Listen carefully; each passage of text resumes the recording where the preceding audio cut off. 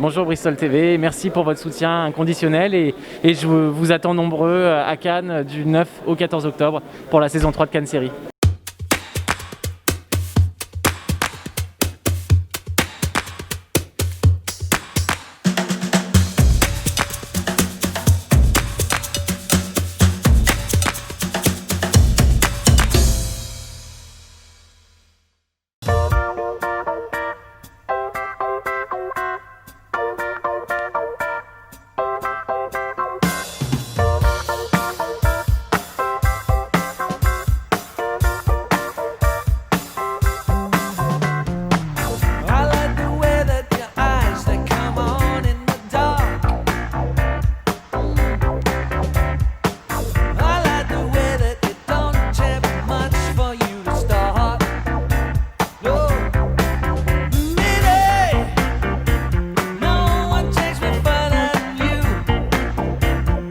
Les nouvelles sont plutôt bonnes sur le plan sanitaire à Cannes, donc ça nous rassure, mais on saura s'adapter comme toujours. Et de toute façon, Cannes Série saison 3 aura lieu. Et nous, on n'a jamais douté du fait que le festival aurait lieu physiquement pour Cannes Série, mais pour Cannes également. On travaille pour les socioprofessionnels, nous c'est important qu'on les soutienne, ils nous soutiennent, on les soutient. Et on n'a vraiment jamais baissé la garde et on y a toujours cru. Il y a beaucoup de force de conviction aussi. Si on avait douté, peut-être qu'on serait parti dans une spirale négative. On n'a jamais douté une seconde et on a toujours été extrêmement motivés pour faire ce festival.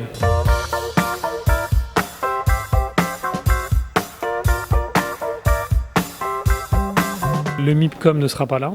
C'est ça qui est important pour nous, donc on sera dans un dispositif un peu différent. Et puis effectivement, ce que vous citiez tout à l'heure, les fêtes du soir ne seront pas des fêtes telles qu'on les a faites jusqu'à présent, parce que c'est pas possible dans des conditions sanitaires saines. Ça fait chaud au cœur de revenir ici, présenter une compétition et un contenu mis à jour. C'est pas on prend les mêmes et on recommence, c'est plus un changement dans la continuité. Donc nous avons reconduit priorité aux gens qui étaient invités, s'ils étaient disponibles, si les séries étaient encore éligibles, elles sont de nouveau là.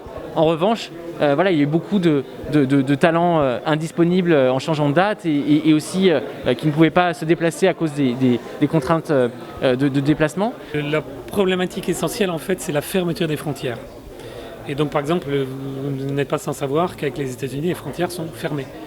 Et donc, c'est très compliqué pour faire venir des gens. On peut avoir des passe-droits, mais c'est extrêmement complexe. Et surtout, les directions de production, les grosses sociétés ont pris des mesures internes pour interdire à leurs salariés ou à leurs partenaires de voyager. Donc nous avons adapté une programmation sur place et nous avons pour le coup fait page blanche sur la partie en ligne et nous avons créé un contenu en très peu de temps qui, je crois, parle à tous les publics et est très qualitatif. Déjà, nous avons réussi à créer cette plateforme, à créer du contenu en ligne pour les gens disponibles tout au long du festival avec des invités très prestigieux de Kyle MacLachlan, Gail Anner, Jared Harris, Judith Light et j'en passe, Erin Moriarty. Donc ils vont tous passer du temps, un temps de qualité pour des contenus de fond autour des séries de leur carrière. Mais en plus, sur Cannes Série Live, pour la première fois, nous allons proposer l'intégralité des sélections courtes et longues, ainsi que la flamme et 10% pour le public à distance. Ça, c'est une valeur fondamentale que nous voulions mettre en place. C'est que même si vous ne pouvez pas venir à Cannes, le festival peut venir à vous.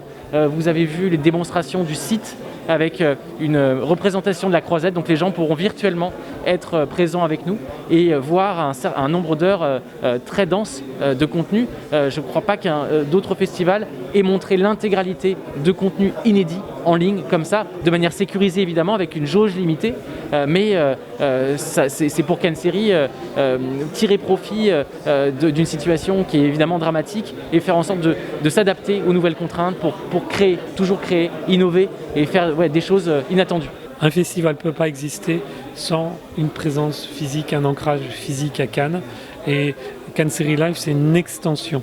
Donc on ne peut pas faire un festival que digital. Ça, on n'y croit pas du tout.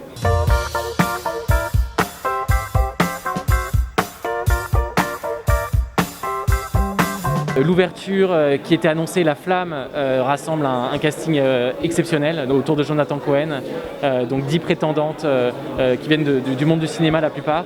Donc la plupart seront présents à Cannes, et la clôture avec le final de 10%. Donc 2 événements en ouverture et en clôture qui étaient annoncés, et on a dévoilé l'ensemble de la sélection aujourd'hui, qui est tout aussi événementiel. 6 des 10 séries qui feront partie de la compétition étaient déjà annoncées pour l'édition d'avril. Elles restent inédites en France et à l'étranger. Et donc nous avons annoncé 4 nouvelles séries, qui sont donc 2 séries françaises, Moloch avec Olivier Gourmet et Marine Vact qui seront présents, et Cheyenne et Lola avec Ferle Battens et Charlotte Lebon qui seront présents également. Une série hollando-belge avec Caris van Houten, et la première série de Nick Frost et de Simon Pegg, donc une série anglaise qui sortira sur Amazon. Donc voilà, tout ça conclut une sélection internationale de prestige, avec une tendance auteur très noire pour la plupart, des comédies aussi, donc un éventail de ce qui se fait de mieux dans l'univers des séries.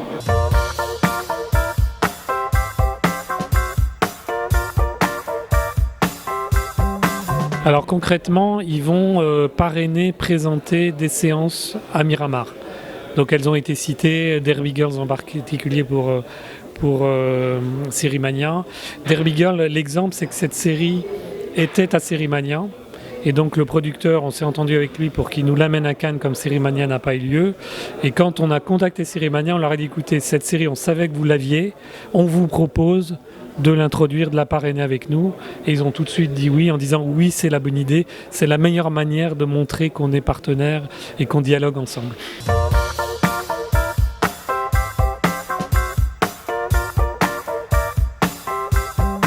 Le jury longue forme sera 100% présent. On aurait pu recourir à un jury en ligne, et c'est pas la même chose. Donc nous l'avons modifié à 100%, et nous avons un parterre éclectique, paritaire, qui aura un procédé collégial pour choisir le palmarès, et on les attend de pied ferme dans quelques jours sur la Croisette.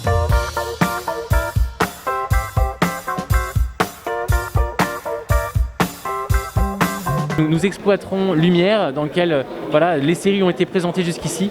Donc le Palais des Festivals, nous n'exploiterons que la salle Lumière, à hauteur de 1000 personnes présentes. Il y aura un siège sur 2 qui ne pourra pas être occupé. Mais il y a une telle volonté de retourner en salle et de voir ces œuvres dans des meilleures conditions qu'on se fait un plaisir à accueillir tous ces gens pour assister à ces belles projections.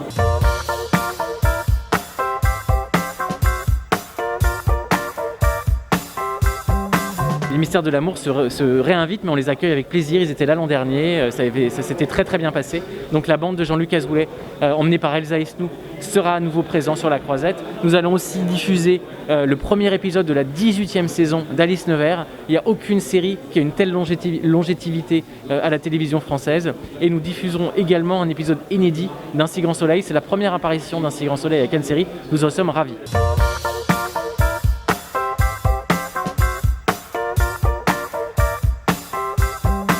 Nous espérons que le public sera présent, comme d'habitude, à la rencontre des séries qu'il connaît, mais aussi expérimenter des séries qui feront l'événement, à n'en pas douter, celles que nous avons choisies en sélection.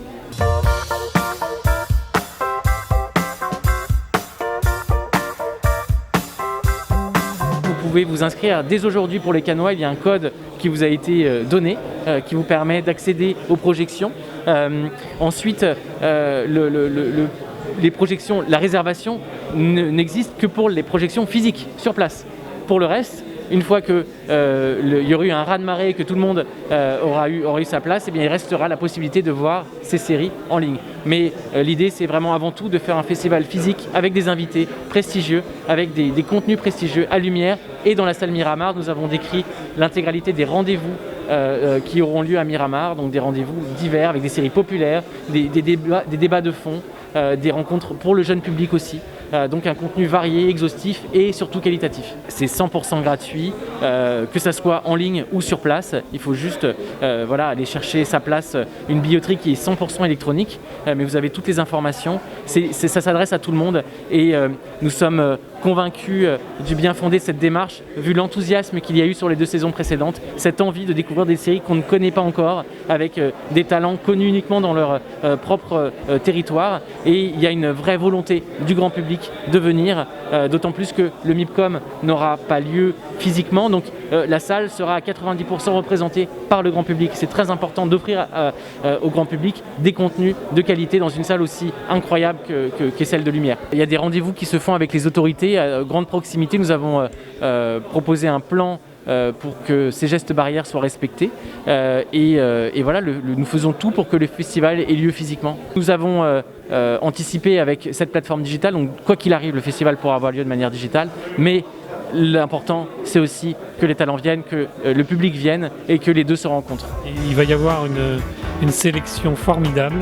Les séries sont très internationales et il faut retourner en salle.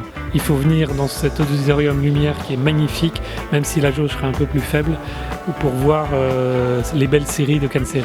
Merci à Bristol TV de nous soutenir encore et toujours.